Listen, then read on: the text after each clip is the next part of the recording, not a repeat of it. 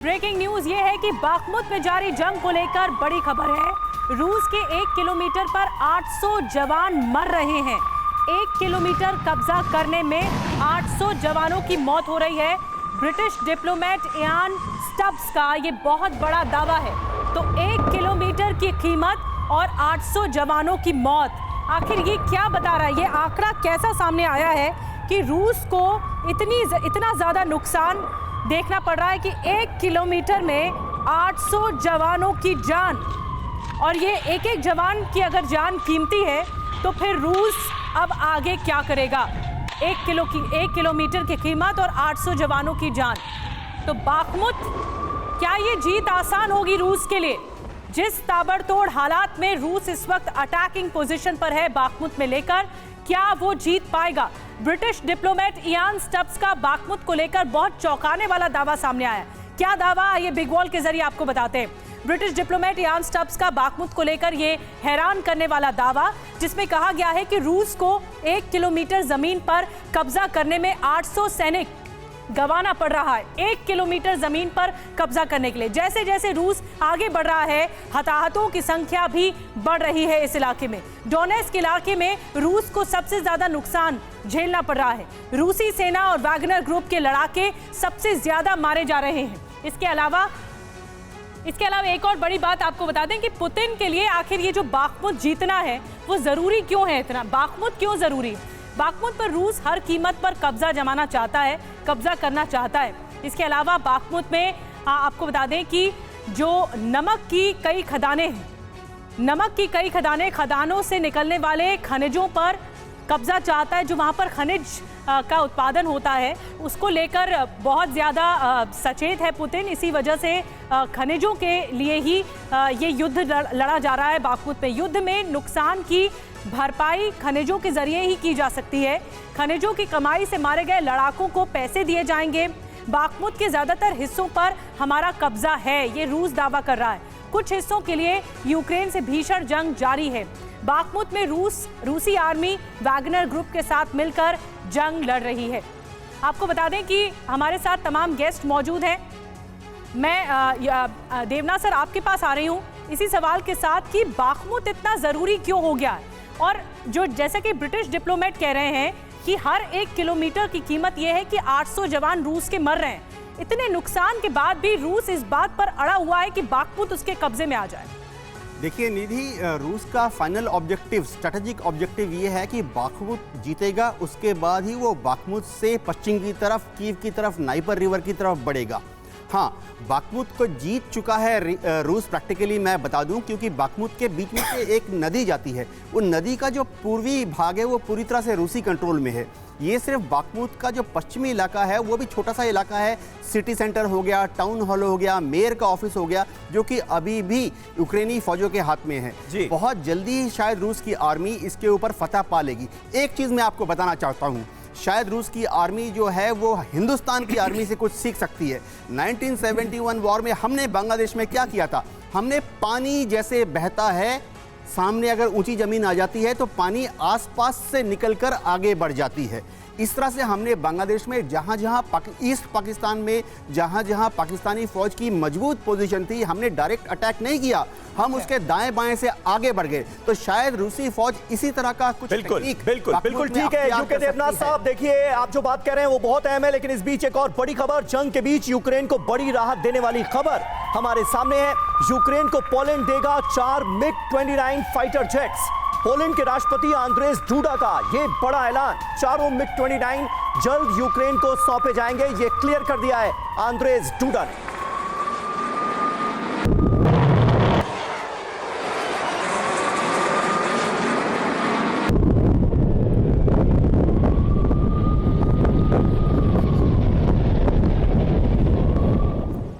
तो देखिए, यूक्रेन को MiG-29 मिलने वाले हैं। ज़ेलेंस्की का हौसला जाहिर है इस खबर के सामने आने के बाद हाई नजर आ रहा है। रूस से लड़ने के लिए यूक्रेन को पोलैंड देगा MiG-29 फाइटर जेट्स।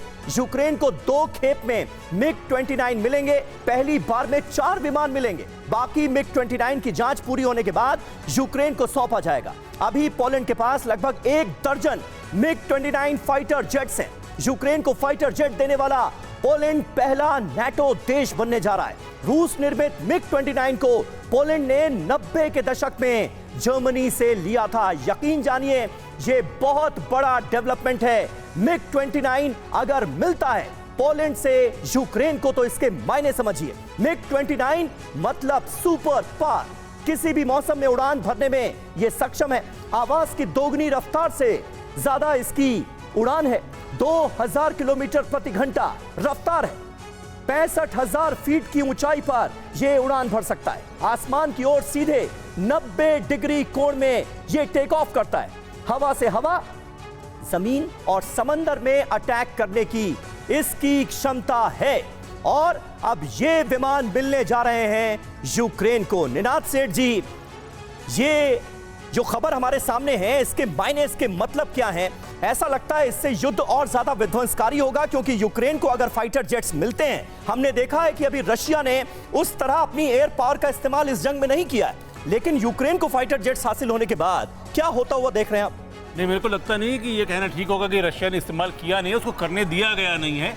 अच्छा। वरना एक साल में अगर आप नहीं कर पाए तो मेरे ख्याल से S-400 होने के बावजूद आप नहीं अपनी एयर सुपीरियोरिटी कर पाए, तो टेक्नोलॉजिकल चेंज है। यहाँ मेरे को लगता है 3 पहलू हैं। मिग-29 उनको एयर सुपीरियोरिटी तो नहीं देगा, पर एयर कंट्रोल दे सकता है, अपने आप एक ऑफेंसिव कैपेबिलिटी दे सकता है जो बिना फाइटर एयरक्राफ्ट के नहीं आ सकती। काफ़ी महीनों से यूक्रेन फाइटर एयरक्राफ्ट मांग रहा था। मुझे लगता है कि ये एक प्रेसिडेंस बनाएगा कि और देश भी आगे आएंगे और फाइटर प्लेन देंगे। पर इसमें एक बात ध्यान रखना पड़ेगा, चीन से अगर रशिया लेता है वेपन, तो वो ये कह सकता है कि पूरी दुनिया अगर यूक्रेन को दे रही है तो हम भी किसी से भी कुछ भी ले सकते हैं।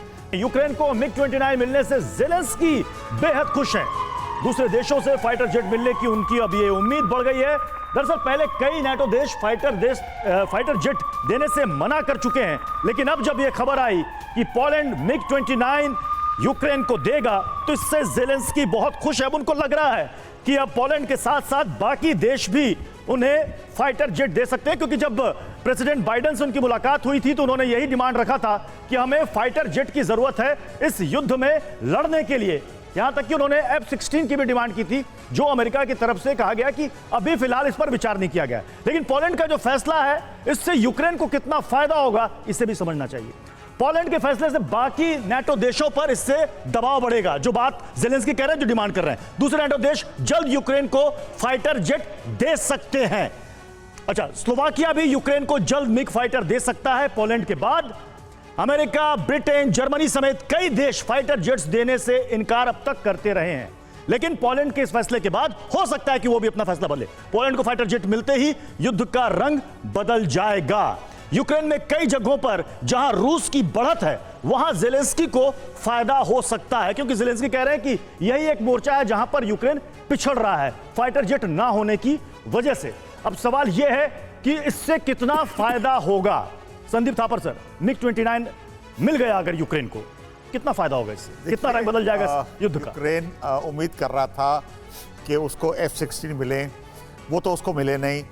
उसको मिग-29 मिले हैं, वो भी 4 अभी मिले हैं, बाकी बाद में मिलने हैं। हाँ, थोड़ी बहुत मदद होगी, जैसे और 14 प्लेन्स आएंगे तो थोड़ी मदद होगी, लेकिन आपको इस बात पे समझना पड़ेगा कि ये एक स्टार्ट है कि नेटो ने पहली बार एक बड़ा ऑफेंसिव वेपन दिया है और एक सिग्नल दिया है। इससे पहले एम्युनिशन, आर्टिलरी पीसेस, कुछ टैंक्स दे रहे थे, लेकिन एयरक्राफ्ट के डायमेंशंस अलग हैं। एयर वॉरफेयर बढ़ेगा, एयर वॉरफेयर जरूर बढ़ेगा, लेकिन एक लेवल जान के F-16 नहीं दे रहे, क्योंकि F-16 अगर देते हैं तो रशिया, जो कि एयर सुपीरियरिटी है जिसके पास, वो ट्रिमेंडसली एयरफोर्स को यूज कर सकता है। अभी रिस्ट्रिक्टेड है, बिल्कुल वो यूज करेगा तो वो तबाह कर सकता है यूक्रेन को। बिल्कुल बिल्कुल। और देखिए, इस बीच एक और अहम खबर इसी से जुड़ी। यूक्रेन को मिग-29 देने पर अमेरिका का बड़ा बयान। पोलैंड के फैसले से हमारे निर्णय पर कोई असर नहीं पड़ेगा, जॉन किर्बी ये साफ कर रहे हैं। F-16 फाइटर जेट पर अमेरिका फैसला बदलने वाला नहीं है। यूक्रेन को फाइटर जेट देने से अमेरिका इनकार करता रहा है और अपने रुख पर कायम है।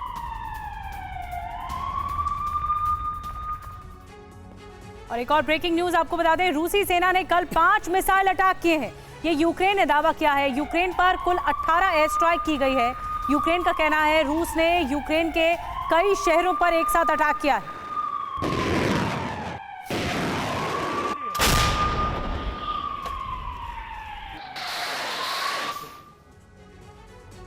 और एक और बड़ी खबर, वैगनर ग्रुप चीफ ने ट्रेनिंग सेंटर का दौरा किया है। येवगेनी प्रिगोजिन ने लड़ाकों की ट्रेनिंग का जायजा लिया है। वहां पर पहुंचकर यूक्रेन में जंग लड़ रहे हैं वैगनर ग्रुप के लड़ाके।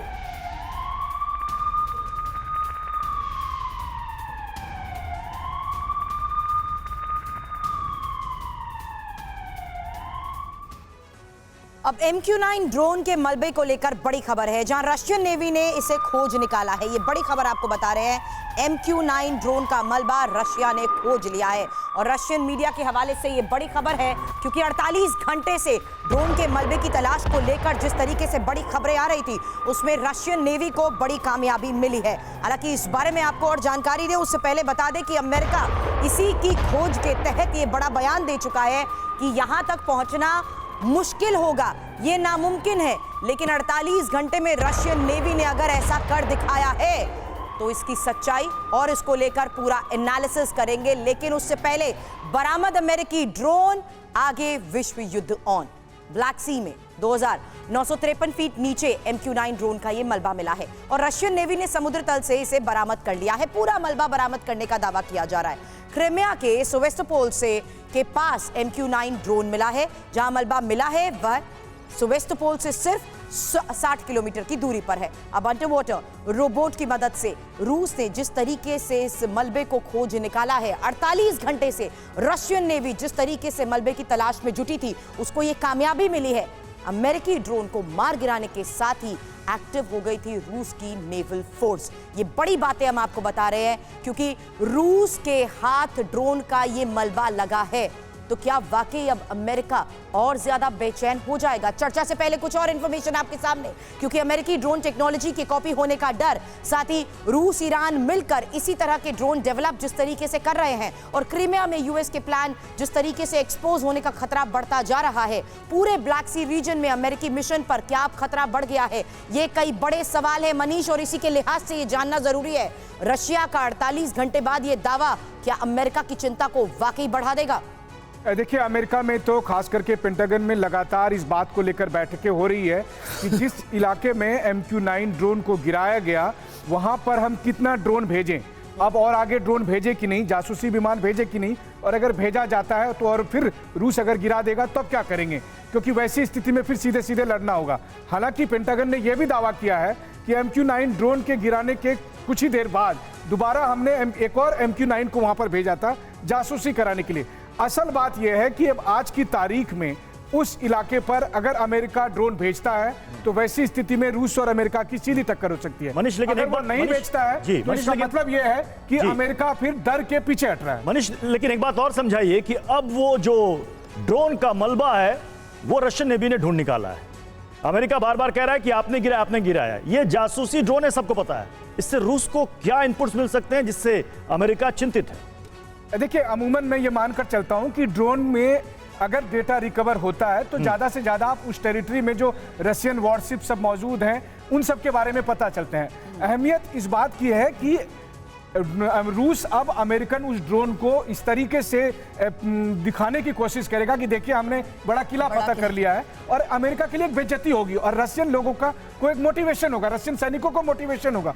तो लड़ाई उस हद तक जारी है जहां पर कि अब यूक्रेन से दायरा बढ़ के इंटरनेशनल वाटर में जा रही है, इंटरनेशनल एयर स्पेस में जा रही है, और ये सबसे खतरनाक है। बिल्कुल, और यही सबसे खतरनाक पहलू है इस खबर का जिसका जिक्र मनीष ने किया। वहीं भीषण जंग के बीच पश्चिम ने यूक्रेन को आगाह किया है। क्या आगाह किया है? जहां जीत की संभावना नहीं वहां गोला बारूद बर्बाद नहीं करे यूक्रेन, ये कहा गया है। न्यूयॉर्क टाइम्स की रिपोर्ट के हवाले से ये बड़ी खबर इस वक्त आपके सामने।